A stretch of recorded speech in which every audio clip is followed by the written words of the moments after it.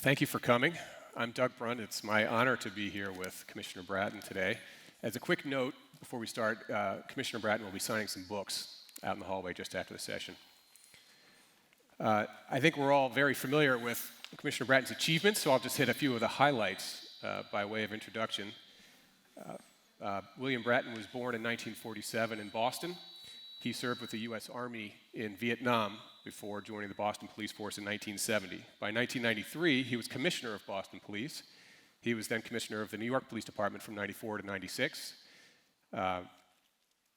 then commissioner of LAPD from 2002 to 2009. In 2011, Prime Minister David Cameron tried to recruit him away from us to go run police in London. Fortunately, that didn't happen. The post needs to be held by a British citizen. He returned to the NYPD to run that again from 2014 to 2016.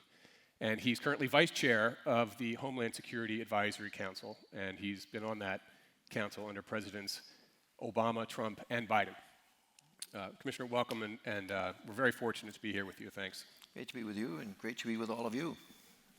So while prepping notes for our talk last week, news broke out of Memphis of the killing of Tyree Nichols at the hands of a group of police. And given that it was a group as opposed to a lone actor, it raises more questions of culture and systems. If you were to fly out to Memphis today to find out what happened and how to fix it, what are the first things you would do?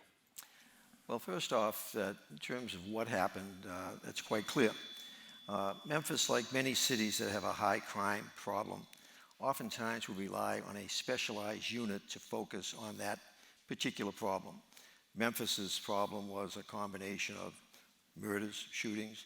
It was the most violent city in America in 1920 and 21, and in 22 probably will keep that title, unfortunately for them.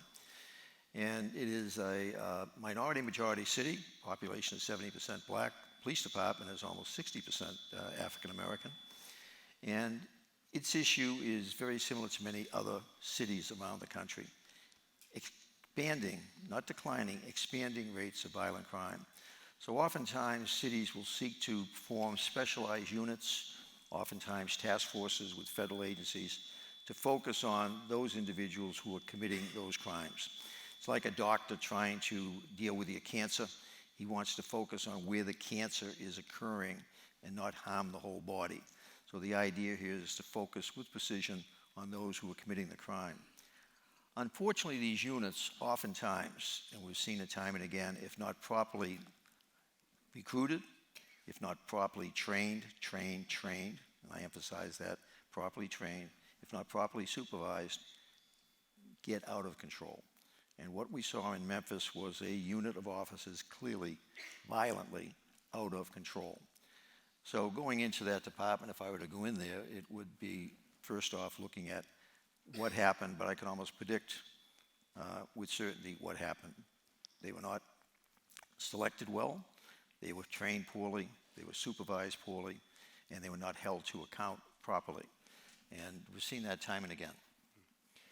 I wonder if you can put where we are as a country into sort of an historical context, because like your dad and my dad are actually the same age, I think both born in 1926. And I remember after the 9/11 attacks, I was very shaken. I was living in New York at the time, and I went and talked to my dad and a few of his friends.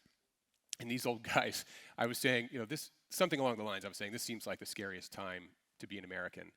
And they agreed that it was a very scary time, and they also reminded me that they'd lived through the Cuban Missile Crisis and the Berlin Airlift and the Korean War, and they had served in World War II, and so it was early yet to be thinking it was the scariest time ever. And in your book, you talk about the 1967 race riots, which some of us in the room don't really have a memory of. You talk about Rodney King. Your career in law enforcement goes back more than 50 years. And so how bad is it today relative to all that history with regard to three things: the police and community relationship, police morale, and racial tensions in America? The book, The Profession, is a memoir, and it's a memoir of 50 years of policing that I've been exposed to, that I've helped to shape, fortunately, in many significant ways in Los Angeles and in New York. It's a profession I'm very proud of. It's a profession, however, that when I began in 1970, was not a profession. It really didn't have schools you could go to learn criminal justice, law enforcement. It didn't have all the hallmarks of what we think a profession has, a body of knowledge, research, constant research, where you could be skilled and trained. Every police leader in America starts as a police officer. They don't come in from other professions or organizations. Like myself, I started as a 23 years old, 150 pounds of me back in those days, as a police officer walking a beat in an all-black neighborhood. So the profession over the last 50 years has truly become a profession. It has skilled leadership, it has a body of knowledge, it has research, it has all the hallmarks of a profession. But like all professions, it is constantly evolving. It is constantly changing with the times, and it is constantly getting better, although incidents like Memphis really bring a lot of concern about, is it getting better? Is it regressing instead of progressing? You should feel comfortable that it is continuing to progress. It is still a noble profession, not without flaws. No profession is. For example, doctors, who are some of the most highly trained professionals in our country and in the world, 1/3 of them get sued every year for malpractice. So that there's something in that profession that's problematic. And in policing, as much as we see the flaws of policing, a lot of that has to do with the very public nature of what cops do. They're out there on the streets, they're not in an office, they're not out of the public eye, they're in the public eye. And in recent years, every one of you is carrying a smartphone, some of you are carrying two. Many police now, soon to be all police, are wearing body cameras. Cameras are ubiquitous everywhere in our society. And so when they do misbehave, oftentimes it's not in the back room of a police station or in a cell, it's out in the streets.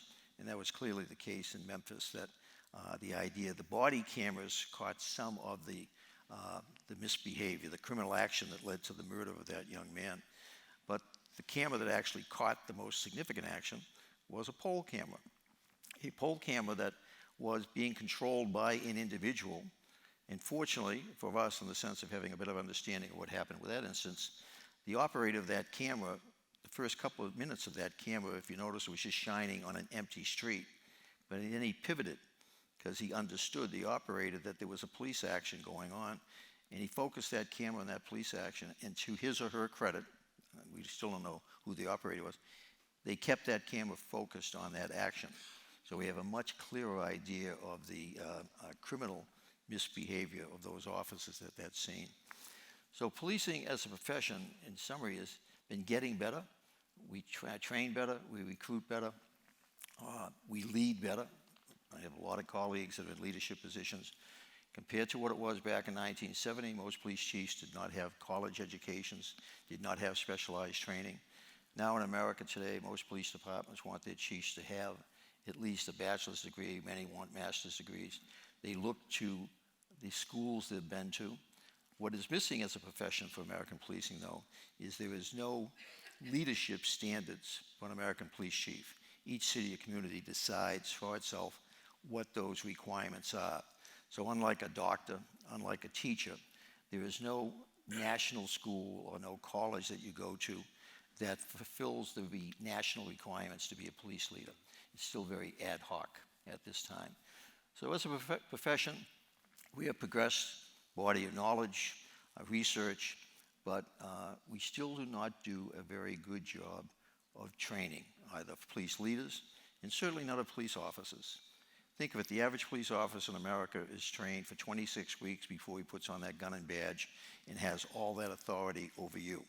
The ability to stop you, detain you, question you, use force against you, arrest you.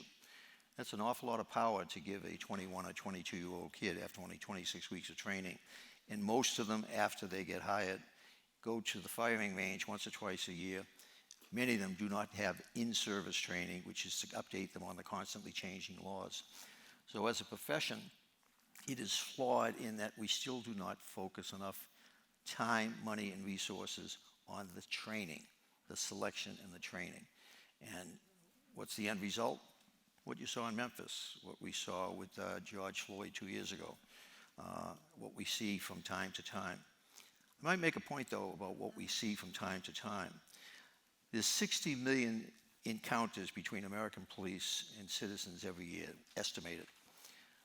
In an average year, there are about 1,000 individuals who are killed by police officers during the course of those interactions.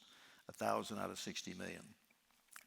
Out of that number, I think in 2020 or 2019, the last year we had figures, there were about,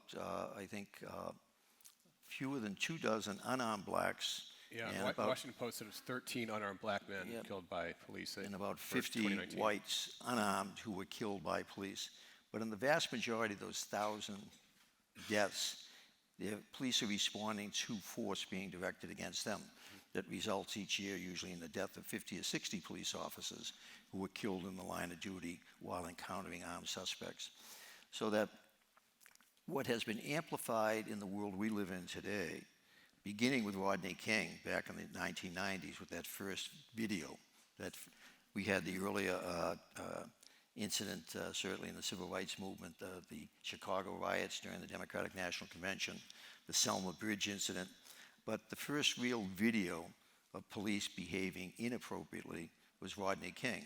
But ironically, the defense of those officers during the Rodney King event was that they were operating within the guidelines and training that they had received. That was the defense. So today in 2022, there were more of those videos available, but in the overall amount of police activity out there, there's still a relatively small percentage that end up in police using force. And within that percentage, about 1% actually end up in some type of injury of the person being arrested. So it's very different than when I came into the business in 1970s.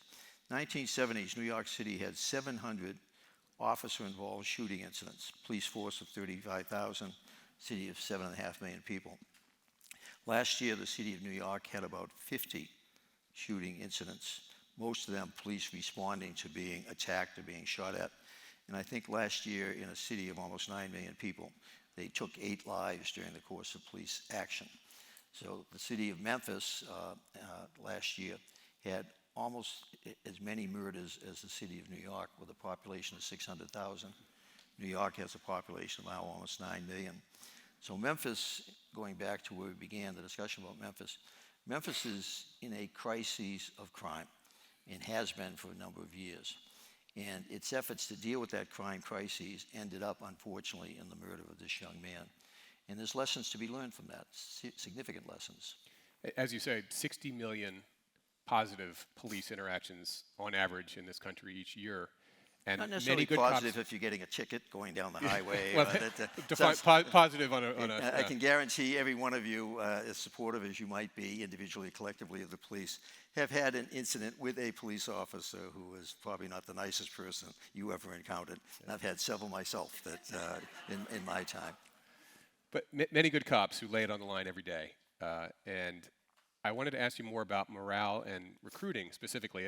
Anecdotally, I live in a town in Connecticut, and our little town just hired 6 former NYPD officers, which is great for our town. We probably got 6 great new police officers, but I wonder how cities like New York, where the job is the most difficult and dangerous, are left. And we have, I think, recently learned that at least 2 of the police officers in Memphis involved in this killing would not have been hired 5 years ago, because Memphis is stepping up their recruiting efforts and has had to drop a few requirements, like an associate's degree and things like that. So 5 years ago, these guys would not have been cops. But now we can't find good cops, bad things happen, and now even fewer people want to be cops. So we're in a tough recruiting cycle. What do you make of that? Thank you for that question, because I'll give you several responses to it. We are in a recruiting crisis at this time. The crises began to accelerate after the death of George Floyd. A large number of police officers over the last several years have retired from policing, tired of the constant being beaten up, if you will, in the media and by community groups, as well as the increasing risks to their own safety. So understandably, they have decided that many of them that have 20, 30 years, now's the time to go. More concerning is many that are leaving after only a few short years in a profession that normally attracts people for 20 or 30 years. So something has changed dramatically in the sense of officers feeling that they're supported, that what they do is meaningful and worthwhile. So many are leaving because of disenchantment with the current circumstance. But in the case of Memphis, Memphis is an a perfect example of part of the problem at the moment. After George Floyd, there was the expression defund the police that was the political buzzword that so many of the politicians latched onto. Isn't this great? We'll defund the police. We'll take the money we give to them and we'll give them to social workers to deal with all these issues that the police should not be dealing with. And what are those issues? Narcotics, homeless, and the idea of mentally ill. Those are the three issues where cops get into trouble most of the time. Dealing with the homeless vagrant, dealing with the emotionally disturbed, or dealing with the narcotics addicted. Society for 50 years has screwed up its response to those three issues terribly. We have the worst homeless problem in our country since the Great Depression. We have the worst narcotics problem in history. 140,000 people died last year of overdose death. And we have the worst issues in terms of the mentally ill. We still don't treat our mentally ill well. And who has to clean up all of that? Who has to deal with it in the public, on the media? The police. So things that the police are not trained for or equipped to deal with adequately is what effectively they are asked to deal with. Why? Because society and our politicians have not been able to figure out what to do with it. I would argue we know what to do with it, but we don't want to spend the money because it'll cost a fortune. So there was the foolishness of defund the police. The police are not funded adequately enough because we don't train them well enough. We don't equip them well enough to do what is expected of them, to deal with the mentally ill, to deal with the homeless, to deal with the emotionally disturbed. It is not easy to deal with any of those populations, and without adequate training, without adequate guidance, without adequate support, where to put them? Where are you going to put the homeless? Where are you going to put the emotionally disturbed? Where are you going to put the drug addicted? Society has not provided that. So where are they? On the streets. So who has to deal with them? The police. So it's a terribly complicated job and has become more complicated over the years. So defund the police was ironic and effectively it basically reduced funding. Los Angeles reduced its police force by almost 1,000 officers. What did it get? Soaring crime rates, increasing homeless, increasing narcotics people on the street, narcotics impaired, and increasing numbers of mentally ill on the streets. Defund does not work. You effectively need to refund the police to train them better to deal with what society has not done a very good job of doing. But what is one of the other impacts? With people leaving the job, we're not able to keep up hiring to deal with the attrition. And we have a new generation of young people who, for whatever reason, do not like the police. Unlike the generation I came from, in terms of the baby boomers, my dad's generation, generation after me, I'm not sure what they are today, Generation X or whatever it is, but somewhere along the line, they just like everybody. They just like everything. And a lot of things that they don't want are careers in public service. So we have a population we normally would try to recruit from, people in the 20s who don't want to come into this extraordinarily difficult profession. Why? Because it looks awful, and it is awful in many respects. It can be incredibly rewarding, but from the outside it doesn't look like it can be. So what goes on is that to attract enough recruits to fill the ranks, Memphis has shot 500 officers below authorized strength right now. So what do they do to compensate for that, to have enough cops on the street to answer 911 calls and to deal with a soaring violence rate? They lowered the standards. And in lowering the standards, as you pointed out, several of the cops they hired came in with those lower standards. If anything, we should be raising the standards because of the complexity of the problems that these young men and women have to deal with. And we should train them to deal with those problems, and we do not. So we are in a phenomenal crisis. We're in the worst crises of the 50 years I've been exposed to this business. Do we know how to fix it? I believe we do. Could I fix it? I believe I could. But it's going to, as all things, take commitment, it's going to take revenue, it's going to take resources. And at the moment, none of that is there. We're talking about changing the culture of police, we're talking about reform. But all of this, it costs. It takes leadership, it takes public support, and so much of that is missing at this particular time. I want to ask you about the role of the media in some of the things you've been talking about. When you started out in 1970, there were no 24-hour cable news operations. It seems to me those in the anchor chairs were a little bit, at least, less overtly partisan. Maybe they were partisan, but wasn't sort of out there, weren't so activist in the anchor chair. What role has the media played in exacerbating some of the issues you're talking about, like disenchantment with the police or this generation that views the police so negatively? Media plays a phenomenal role, and oftentimes a good role, because it brings transparency. But it's in the interpretation of what's going on oftentimes that we are a very divided nation, a very divided country at this time, as you know, that been talked about at this conference for the last 2 days, many of the people that have been on these panels, this idea that, the far right, the far left, and that Congress do nothing Congress because they won't talk with each other. Too many political leaders who, unlike Doris talking this morning during her presentation, that the idea of politics is to do good for people. So many of our political leaders now, all they want to do is do good for themselves, get themselves on television, get themselves on social media. So where we are now with the media is both a benefit and a negative. A benefit in that if we are doing good, the police profession, they're there to tell and expand that story. We're also in a world where we are able to tell our own story. I don't hear that much. I'm sorry? I don't hear that much. No, expanding, you unfortunately don't. Telling the good stories. But there are so many good things that are going on that you don't hear about, because the old expression, many of you probably heard this one, if it bleeds, it leads. So in New York City right now, in terms of where we live, that the lead stories every night, the lead stories, 3 or 4 of them are usually this shooting, this murder, this robbery, this rape. Because at the moment, crime has once again become a significant issue in the American public's mind. The irony of it is that the reform that everybody is calling for, they have blinders on, because that reform has been happening, and it's been happening successfully. Starting in the 1990s, 1990, worst crime year in the history of the country, worst crime year in the history of New York. New York City, by example, 2,243 murders, over 5,000 people shot in the streets of New York in 1990, over 500,000 rapes, robberies, burglaries, stolen cars. 2018 in New York City, fewer than 300 murders, fewer than 100,000 significant crimes in that city, a jail population that had been reduced by almost 60%. Why? Because the police, the things that we began to do in the 90s, and I'll speak to that in a moment, we turned it around. And for 25 years, crime went down every year in New York City, so that by 2018, it was truly the safest large city in America. And that was repeated in many other cities around the country, Los Angeles included, where I also had the privilege of working from 2002 to 2009. Why did it get better? Because police embraced a philosophy of policing called community policing. And community policing had 3 basic elements to it, and it makes sense if you think about it. The 3 Ps. My wife, Ricky Kleeman, who's in the audience, will be presenting up here shortly, taught me that as a trial lawyer, a jury, if you give them more than 3 things at a time, they're going to totally miss the 4th and 5th, so give them only 3. So I try to do things in 3. So community policing has 3 elements. Partnership, police and community, political leadership working together on problems, the 2nd P.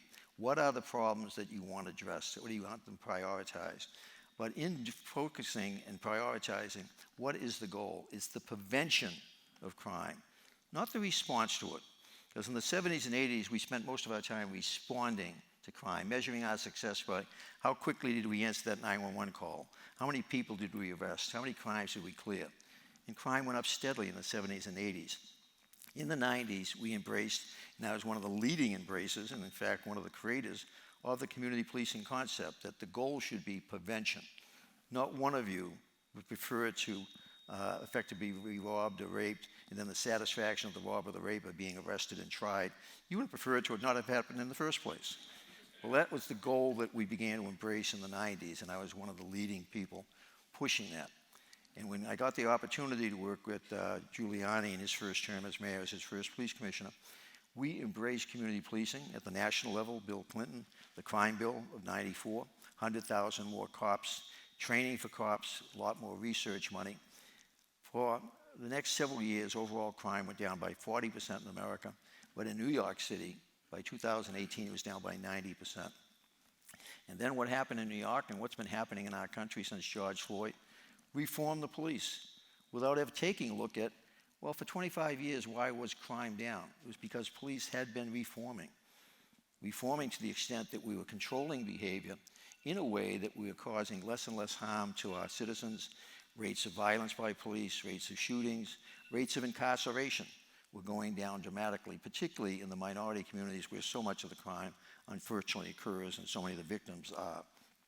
And one of my great frustrations is that all these calls for reform, take a look at what we did in the 90s and the 21st century, the first 20 years, in New York, LA, many other cities around the country.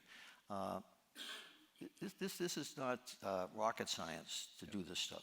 And the great frustration is that the political winds of the moment, basically, the media follows a lot of those winds, and right now the winds are all about reform. Yeah. Yeah, I wanted to, let's stay on that. I want to circle back, if we have time, about Michael Brown and Hands Up, Don't Shoot, and the media running with that, because you talk about that in your book. But on this point, in your book, which tells a wonderful story, but it's also a manual for successful policing, and all the logic and the strategies and the data is in here, and you show again and again and again that it works, and has for hundreds of years, going back to Robert Peel in the early 19th century in Great Britain. And yet, we, after putting in hard work, reducing crime, it's succeeding, we then turn our back on these strategies, and we get into this cycle, and you can just see the cycle coming again and again. How do we break that cycle and just maintain our foot on the gas of solid policing? Wish I had the answer to that at the moment. One of the great frustrations is not having, I'm no longer technically in the business. I'm no longer a police chief. I serve on the Homeland Security Advisory Council for the Secretary. I stay very active in a lot of policing issues through my books, as well as opinion columns I write, TV appearances, constantly engaging with my contemporaries who are still in the business. But it's a very frustrating time at the moment because there's just not that recognition of how much was being done and how much progress we were making. It's as if when, unfortunately, George Floyd happened, and then in cities like New York, a very progressive group of politicians and district attorneys came into power. And being quite frankly, they screwed it up big time. You referenced Sir Robert Peel, my personal idol, a hero. Sir Robert Peel, who created the British Metropolitan Police in London in 1829. And he had 9 principles of policing, and if you were to read them, and I encourage you to read them, and they're in the book in several instances, they're more appropriate today than they were back in 1829. The 5 most basic words in his first principle were, the basic mission for which the police exist is to prevent crime and disorder. Prevent crime and disorder. In the 70s and 80s, we're focusing on responding to crime and doing nothing about responding or preventing disorder. The growing homeless populations on our streets, the growing disorder, graffiti, prostitution, abandoned cars. That what Peel understood was that what people see every day are those so-called quality of life, those so-called broken windows that George Kelly and Jim Wilson wrote so brilliantly about. The idea that what you see every day in your neighborhood is effectively what shapes your opinion about, is it a safe neighborhood, is it a bad neighborhood? And while crime is certainly something you have to focus on, to be successful, you need to focus on both crime and disorder. It's like when you go to a doctor, you got a cancer, he's going to certainly focus on what's going to potentially take your life. But he's also looking at those other issues that if they're not addressed, the so-called minor crime, they may take your life also. In policing in the 70s and 80s and political leadership, we're all focused on lock them up, put them away, that'll solve the problem. It did not work. We ended up with the so-called mass incarceration, too many people going away who should have been treated for drug addiction, who should have been treated for their mental illness, that we loaded up the jails with them. But in the 90s, we began to get it right.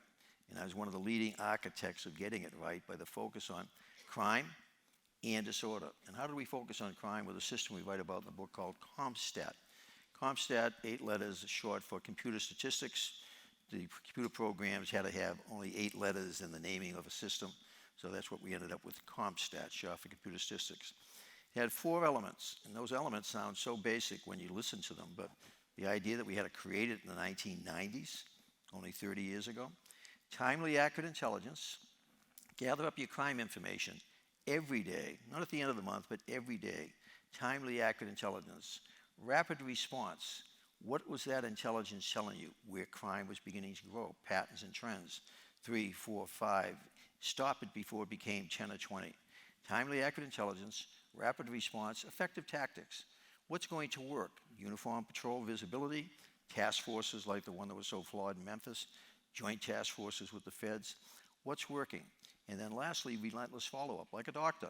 He thinks he's cured your cancer, but for the next several years, he wants to see you every couple of months to make sure it's not coming back again. In policing, after we made an arrest, it was all over. We forgot about it. But we did not take into account that these people get back out of jail again. So the CompStat system was the focus on crime that was so successful and still works to this day.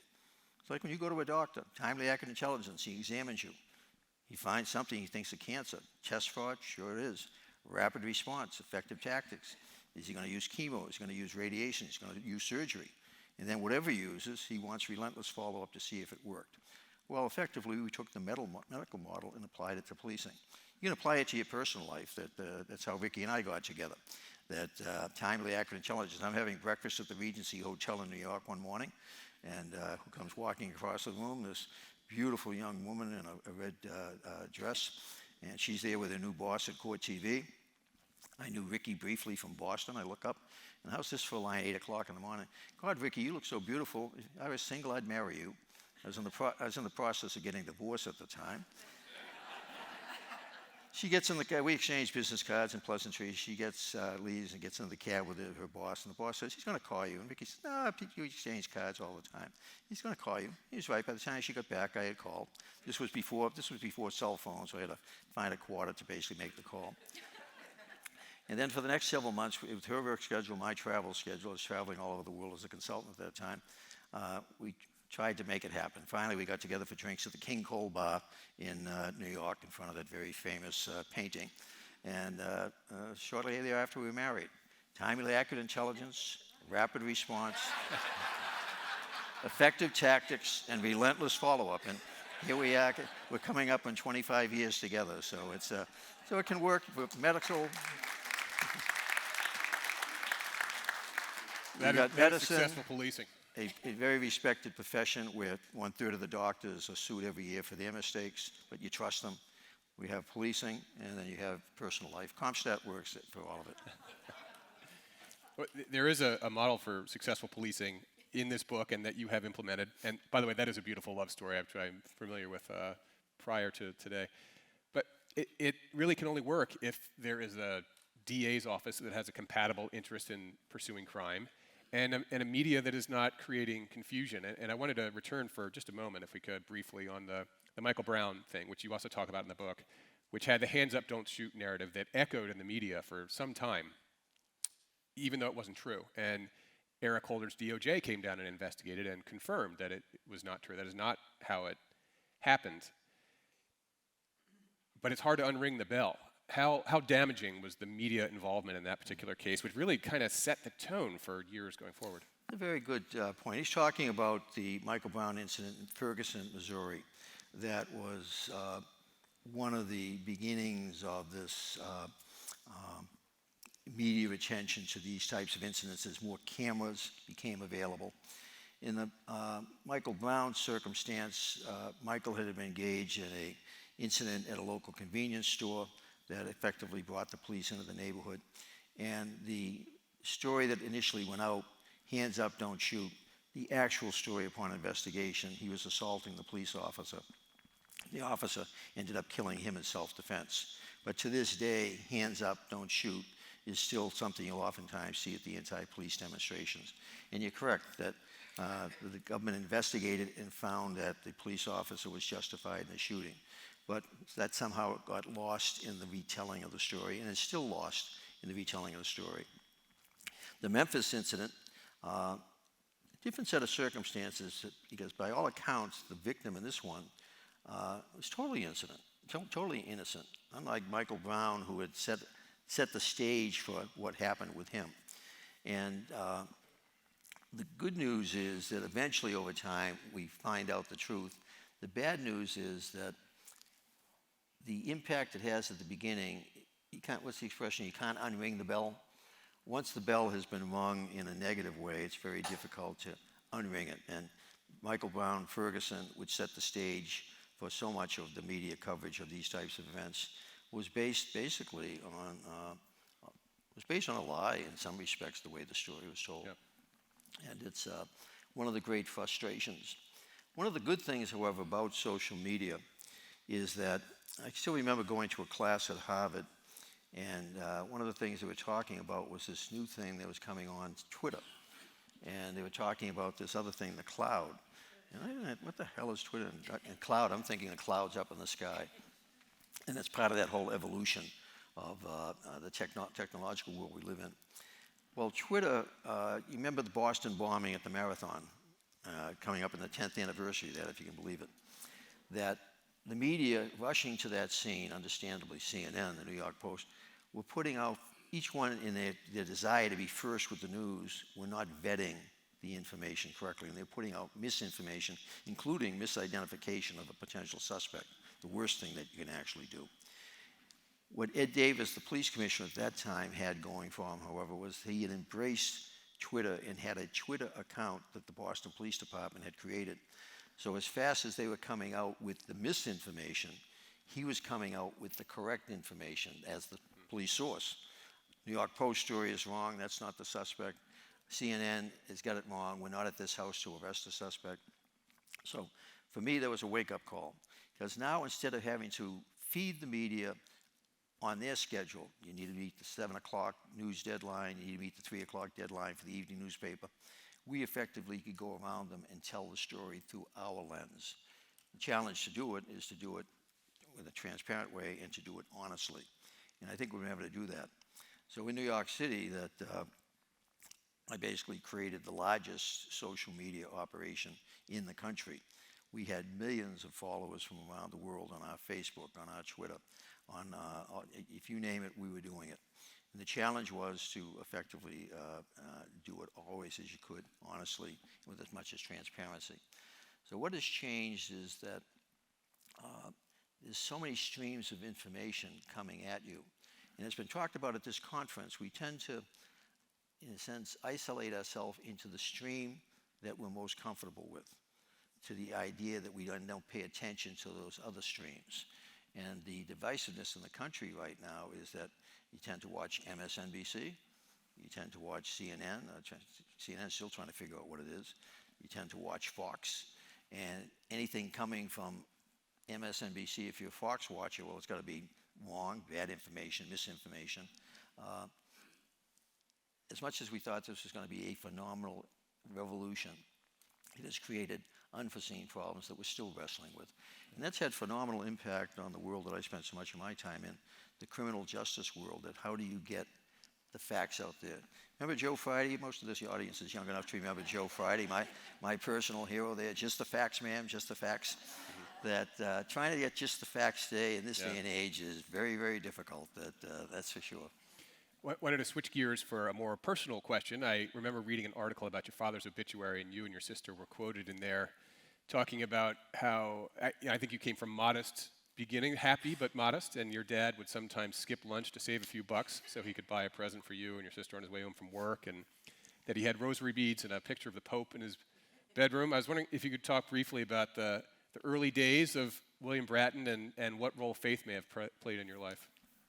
I was very fortunate that I had two great parents, Mom and Dad, June and Bill, and Dad was the best. Both of them born just before the Depression, growing up during the Depression. Dad lost his mother at a very early age, dirt poor, father an alcoholic, raised by an aunt in Charlestown, Boston. And hard-scrabble lives during the Depression. Goes into the U.S. Navy, 1944 at age 18, serves in the Pacific on an aircraft carrier during all the kamikaze attacks. I'm the beneficiary of extraordinary parents. I grew up in a cold water flat in Boston that we used to heat water on the stove to take baths. I didn't get showers till I went in the U.S. Army in 1967. And I'd look at their lives and I'd always marvel that, because if you ask Dad about life, he would say he had a good life. And I look at their lives and compare to the lives that myself and Ricky have had, the good fortune that we've had. And it just seemed that it was just always a tough life, always trying to have enough money to take care of the kids, etc. And but he had this spirit about him, and I think it was the spirit of that generation, the greatest generation, if you will. And a little story about Dad, and I take after him in some respects, that as much as I'm a representative of the authority of policing and power, etc., he's teaching me to drive one Sunday morning. I'm out there with my learner's permit, 5 o'clock in the morning, and no cars out, that's why we're out driving around. And we pull up behind a police car that stopped at a red light up in Boston, Codman Square. I write about this in my first book, Turnaround.